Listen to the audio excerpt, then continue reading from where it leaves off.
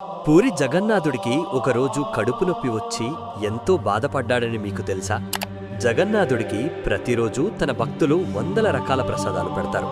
నా భక్తులు ప్రేమతో పెట్టిన ప్రసాదం తినకపోతే బాగుండదని జగన్నాథుడు అన్ని ప్రసాదాలను తినేసేవాడు. ప్రతిరోజు రకరకాల ప్రసాదాలు తినడంతో ఒకరోజు జగన్నాథుడికి కడుపు చాలా నొప్పి పుడుతుంది.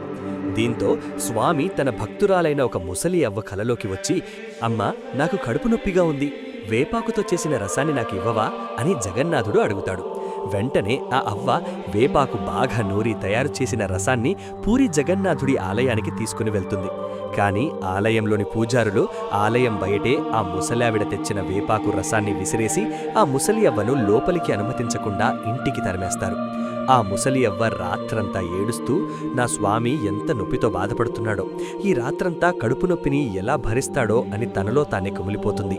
అదే రాత్రి జగన్నాథుడు అప్పటి రాజు కలలో కనిపించి కోపంతో, నా తల్లికి అవమానం జరిగింది, నాకు చాలా కడుపు నొప్పిగా ఉందని జరిగిన విషయం మొత్తం చెబుతాడు.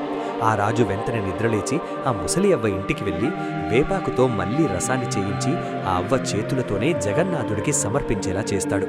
ఆ రోజు నుంచి ఈ రోజు వరకు జగన్నాథుడికి రుచికరమైన ప్రసాదాలతో పాటు వేపాకు వసాన్ని కూడా సమర్పిస్తున్నారు.